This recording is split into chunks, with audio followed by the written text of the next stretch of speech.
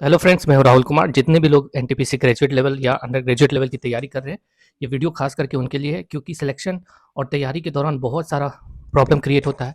बहुत सारे लोगों ने बहुत कमेंट भी किया है, तो उन सबों का जवाब देना है। साथ में ये वीडियो आपके लिए बहुत इंपॉर्टेंट है, क्योंकि ये आपको आपके सिलेक्शन प्रोसेस में कैसे बढ़ोतरी करना है वो आपको बताएगा। ठीक है, तो वीडियो में अंत तक बने रहना। अगर नए हो तो चैनल को सब्सक्राइब करना। इस चैनल के माध्यम से आपको किसी भी कॉम्पिटिटिव एग्जाम में की तैयारी कैसे करना है, कैसे सिलेक्शन लेना है, सिलेक्शन के दौरान क्या क्या प्रॉब्लम क्रिएट होता है, तैयारी में क्या हम गड़बड़ी कर देते हैं जिससे हमारा सिलेक्शन नहीं हो पाता, तो वो सब आपको बताएंगे। ठीक है, तो चलो वीडियो स्टार्ट करते हैं। सबसे पहले देखो, टॉपर या जो सिलेक्शन लेता है, ठीक है, उसमें उसके दिमाग में और जिसका सिलेक्शन नहीं हो पाता उसके दिमाग में क्या प्रॉब्लम, क्या डिफरेंस रहता है। सबसे पहले देखो, जो सिलेक्शन लेने वाला है उसके अंदर एक कॉन्फिडेंस रहता है। जो सिलेक्शन नहीं लेने वाला है वो हमेशा दुविधा में रहता है, क्या पढ़े नहीं पढ़े। ठीक है, और जिसका सिलेक्शन लेना है उसको पता है कि हमको ये पढ़ना है और वो ही लेके आगे बढ़ते रहता है। और जो जिसका सिलेक्शन नहीं होने वाला है, दुविधा वाला आदमी, वो हमेशा कभी ये बुक पढ़ेगा कभी वो बुक पढ़ेगा। कुछ दिन ये बुक पढ़ा, उसको लगा कि अरे यार इससे नहीं आएगा, या फिर कोई दूसरा आदमी को देख लिया कोई और बुक पढ़ते, तो तुरंत आप चेंज करके वो बुक पढ़ना स्टार्ट कर देते हो। ठीक है, तो इससे होता क्या है कि आप तो तैयारी कर रहे हो उतना ही टाइम जितना कि सिलेक्शन लेने वाला कर रहा है, लेकिन एक प्रॉपर पाथ पे आप नहीं चल रहे हो। आप सोचो कि कोई कहीं आपको जाना है, आपके घर से कहीं जाना है और आप बार बार रास्ता चेंज करोगे, या कोई व्यक्ति है वही रास्ते पे लगातार चलता जाएगा, तो पहले कौन पहुंचेगा? पहले जो लगातार चल रहा है वो पहुंचेगा। आपको तो टाइम लगेगा ही, और फिर आपको भी टाइम लगेगा, आपसे पहले भी कोई और भी पहुंच जाएगा।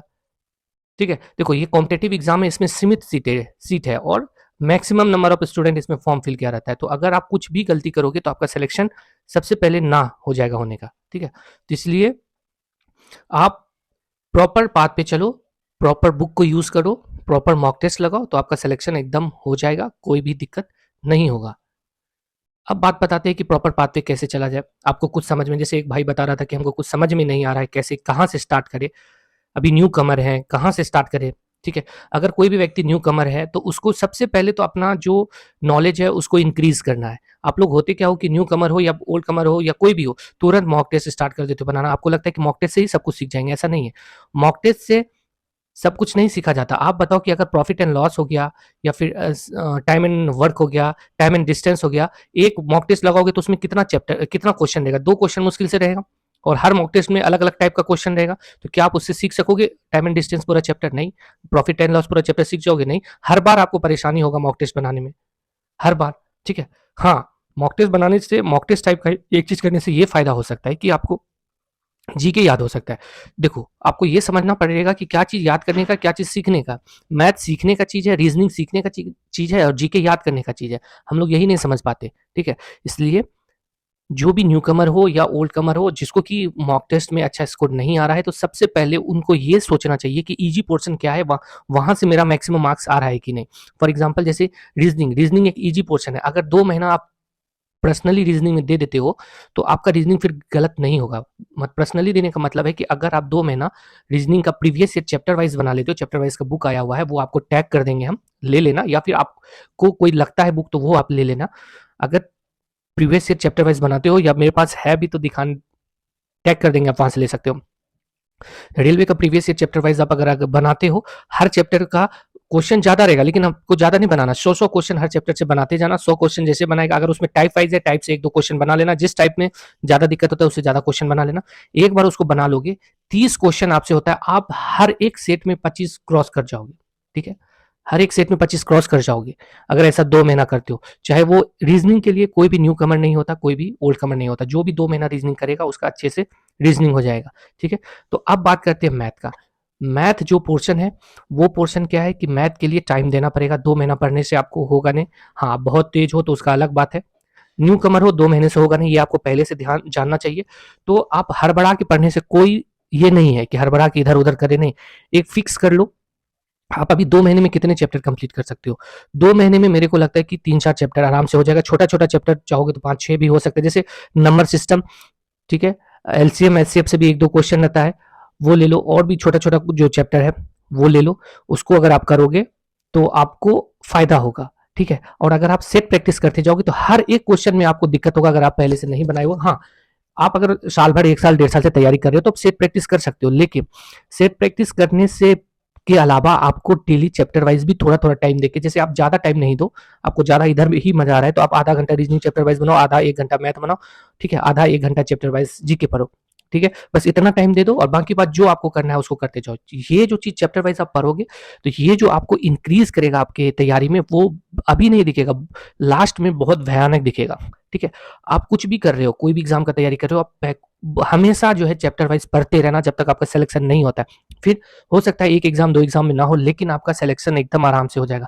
और मॉक टेस्ट पे हमेशा डिपेंड रहोगे तो वही होगा, आपको लगेगा कि जो मॉक टेस्ट आप बनाओगे, ठीक है, वो मॉक टेस्ट, क्योंकि हम लोग मॉक टेस्ट को भी 3-4 बार बनाए जाते हैं, तो आपको लगता है कि मॉक टेस्ट में सीख गए, 4-5 बार बनाए एक ही मॉक टेस्ट को, तो आपको तो लगेगा कि सीख गए, लेकिन एग्जाम में जैसे ही जाओगे तो आप से नहीं बनेगा। क्यों? क्योंकि वो मॉक टेस्ट आप बार बार बनाए हुए हो, आपको दिमाग में उसका सारा चीज पता है, ठीक है, लेकिन थोड़ा सा भी अलग अगर एग्जाम में करेगा तो दिक्कत हो जाएगा। तो इसके लिए ही हम बोलते हैं कि आपको चैप्टर वाइज पढ़ना चाहिए। और क्या गलती करता है बहुत सारे लोग, जैसे भी रेलवे का एग्जाम ग्रेजुएट लेवल या अंडर ग्रेजुएट लेवल है, उसमें एसएससी का जो बहुत हार्ड हार्ड एडवांस मैथ है वो बनाना स्टार्ट कर देगा, या हार्ड हार्ड एकदम अर्थमेटिक है वो बनाना स्टार्ट कर देगा, जबकि रेलवे के लिए नॉर्मल सा क्वेश्चन पूछा जाता है। अब ऐसा नहीं कि आप बहुत हार्ड बना रहे हो तो नॉर्मल क्वेश्चन बन ही जाएगा, ऐसा भी जरूरी नहीं है, क्योंकि हर क्वेश्चन के लिए अलग अलग कंसेप्ट है। अगर उस कंसेप्ट को आप नहीं देखे होगे तो आपको एग्जाम में वो भी टाइम ले लेगा। अगर टाइम ले लिया तो 1-2 क्वेश्चन आप वो तो बना लिए, लेकिन दूसरा क्वेश्चन तो सोचो आपके लिए चला गया, ठीक है। तो इसीलिए हम हमेशा बोलते हैं, जैसे बहुत सारे लोग कमेंट करते हैं कि भैया मेरे पास रेलवे का सॉरी एसएससी का मैथ्स है वो बना रहे हैं तो हो जाएगा क्या? तो मेरा देखो क्या होगा भाई वो मेरे को नहीं पता, लेकिन मैं इतना जानता हूँ कि मैं जिस एग्जाम की तैयारी करूंगा उसका बुक मेरे पास होना चाहिए, प्रीवियस ईयर क्वेश्चन उसका होना चाहिए, ताकि किस टाइप का क्वेश्चन रहता है, कितना लेवल रहता है, एकदम हार्ड रहता है कि नॉर्मल रहता है। क्योंकि देखो एसएससी में कुछ चैप्टर एसएससी में जो पूछता है वो रेलवे में नहीं पूछता। मान लो 2 चैप्टर ही नहीं पूछता, उससे 2-2 क्वेश्चन अगर मैथ में पूछ दिया और वो आप पढ़े ही नहीं हो और 4 क्वेश्चन आपका छूट गया, एकदम नॉर्मल अगर आपके पास बुक रहता आप पढ़ लेते तो हो जाता, ठीक है। तो फिर क्या दिक्कत था? आपका सिलेक्शन होना यहीं से दिक्कत हो जाएगा। कितना का बुक आएगा? मैक्सिमम 1000-2000 रुपया में सारा बुक आपका हो जाएगा, 2000 में। और हम लोग 2000 तो किसी न किसी चीज़ पे खर्च कर ही देते हैं, इसलिए बुक मेरे हिसाब से प्रॉपर आप रखो और आपको बहुत फ़ायदा होगा। तो ये गलती मैथ में आप मत करना, ठीक है, कि मॉक टेस्ट लगा रहे हैं और आपको लग रहा है कि हम सीख रहे हैं। मॉक टेस्ट से सीखता नहीं है, मॉक टेस्ट है क्या कि आप पहले से अच्छा तैयारी किए हुए हो, तो मॉक टेस्ट आपको बताएगा कि कहाँ पे आपका कमजोरी है, क्या चीज़ आप भूल जाते हो। जैसे बहुत आदमी का क्या रहता है कि उधर तो फॉर्मूला याद है, लेकिन जब टेस्ट देते हैं तो फॉर्मूला भूल जाते हैं, तो वो सब मॉक टेस्ट आपको बताता है। मॉक टेस्ट देना जरूरी है, मैं ये नहीं कहता कि मॉक टेस्ट नहीं दो, मॉक टेस्ट एक जरूर डेली लगाओ, आज मॉक टेस्ट लगाओ, कल उसका एनालिसिस करो। एनालिसिस में जितना टाइम आप दोगे, ठीक है, उतना आपको फायदा करेगा। अगर सिर्फ मॉक टेस्ट लगाते जाओगे तो आपको फायदा नहीं करेगा। मेरा एक बात मान के चलना, आज मॉक टेस्ट लगाओ, कल उसका एनालिसिस करो। एनालिसिस में एक एक चीज देखो, अगर जीके के ऑप्शन में 4 नाम दिया हुआ है, अगर आप चारों नाम को नहीं जानते उसके बारे में, तो उसके बारे में यूट्यूब से नेट से सर्च करके, गूगल से सर्च करके वहीं पे लिखो कि हाँ इसका ये चीज है। ये अगर इस तरह से करोगे, अगर कोई वर्ड पढ़ रहे हो उसमें आपको वो वर्ड नहीं जान रहे तो वो वर्ड के बारे में गूगल पे सर्च करो कि इस वर्ड का मीनिंग क्या है, और वो देखो। मेरा विश्वास है कि जैसे ही 60 से 70 80 सेट ऐसे कंप्लीट होगा आपका, फिर आपको बहुत बहुत बहुत बहुत सक्सेस मिलेगा। और इस तरह से जैसा हम बता रहे हैं उस तरह से आप मॉक टेस्ट लगातार करते रहोगे तो इस एग्जाम में सिलेक्शन ना हो, लेकिन आने वाला एग्जाम जो है आपके लिए एक सीट कंफर्म करके जाएगा, ठीक है। कभी भी आधा अधूरा पढ़ के मत रहना। हाँ, 60 से 70% आपका सिलेबस कंप्लीट हो गया। जैसे मैथ में लगभग जितना चैप्टर पढ़ना है उसका 60-70% कंप्लीट हो गया, और रीजनिंग में जितना पढ़ना है 60-70% कंप्लीट हो गया, जीके में भी 50% से एबव कंप्लीट हो गया, तो मॉक टेस्ट एकदम धड़ल्ले से लगाते रहो। अब 20-20% मान लो सब चीज का कंप्लीट है, मॉक टेस्ट लगाओगे तो आपके अंदर से कॉन्फिडेंस जाएगा, ठीक है, और आपको ये लगना स्टार्ट हो जाएगा कि मेरे से एग्जाम नहीं होगा। और जैसे ये एक बात आपके दिमाग में घुस गया तो आप सोच लो कि आपको सिलेक्शन लेना बहुत मुश्किल हो जाएगा। सिलेक्शन लेने के लिए सबसे मेन इंपॉर्टेंट चीज है कि आपको ये सोचना है कि हाँ हम सिलेक्शन ले लेंगे। देखो, आपके हाथ में है आपका तैयारी, आपके हाथ में है आपका मेहनत, आपके हाथ में ये नहीं है कि आपका सिलेक्शन हो जाए, या फिर आपके हाथ में ये नहीं है कि आप कब एग्जाम होगा, एग्जामिनेशन का डेट भी आपके हाथ में नहीं है। वो सब कमीशन के हाथ में, कब एग्जामिनेशन का डेट, कहाँ पे सेंटर होगा, ये सब आपके हाथ में नहीं है। आपके हाथ में है सिर्फ आपका मेहनत, कौन सा बुक पढ़ना है, तो वो आप एकदम सच्चे मन से करो, ठीक है। और किसी के बहकावे में ज्यादा नहीं आना, जैसे या किसी से हमेशा ये पूछने की कोशिश मत करना कि तुमको मॉक टेस्ट में कितना आ रहा है। किसी से भी आप ये बात पूछोगे कि तुमको मॉक टेस्ट में कितना आ रहा है, तो वो हमेशा 5 से 10 नंबर बढ़ा के बोलेगा। हम लोग हमेशा कोशिश करते हैं, या ऑनलाइन बहुत जगह एग्जाम देते तो हम लोगों को ये लगता है कि जैसे हम लोग रैंक उसमें देखते हैं, तो ऐसा नहीं है कि वो रैंक आपको सच्चा दिख रहा है, ये भी हो सकता है कि बहुत ऐसे लोग हैं जो कि पहले से दोबारा वो टेस्ट दे रहे हैं, या फिर बहुत सारा रीज़न हो सकता है। जैसे वो एग्ज़ाम कंडक्ट करा रहा है, ऐसा भी हो सकता है वो अपने लोगों को क्वेश्चन दे दिया 200-400 लोगों को, ताकि स्कोर ज़्यादा दिखे और आपको कम लगे, तो आप फिर से उसको अटेम्प्ट करो। तो ये सब आप मत सोचना, आप अपने तरीके से पढ़ाई करना और अच्छे ढंग से करना, प्रॉपर तरीके से। प्रॉपर तरीका यही है कि आपको ये जानना है कि उस एग्जाम में क्या पूछता है, मैथ, रीजनिंग, जीके, बस ये 3 चीज़ को बहुत अच्छे तरीके से पढ़ना चाहिए। ये 3 चीज़ आपके पास प्रीवियस ईयर क्वेश्चन होना चाहिए, ठीक है। किरण का कुछ-कुछ बुक मोटा है, तो आप दूसरा भी पब्लिकेशन का ले सकते हो। साइंस के लिए पिनेकल का हम रेलवे का बुक अच्छा देखे हैं, तो वो भी आप ले सकते हो। जो भी बुक है हम टैग कर देंगे, आपको इसमें से जो बुक अच्छा लगेगा तो ज़रूर लेना। बुक 1000-2000 का होता है। अगर आपके सिलेक्शन में मान लो इस बार सिलेक्शन नहीं होता बुक की वजह से, तो आपका 1 साल 2 साल आपका ऐसे फ्री का जाएगा। वो सोच लो कि 2 साल में आपको 10 लाख रुपया फ्री का चला गया। 2 साल अगर आप लेट किसी से ज्वाइन करोगे तो 10 लाख रुपया कम से कम आपका पेमेंट फ्री का जाएगा, ठीक है। तो ये सब बात को भी आपको ध्यान रखना है। आप जिस जंग में उतर रहे हो उसका हथियार आपका बुक है। बुक रहना बहुत जरूरी है। बहुत सारे लोग पीडीएफ करते हैं।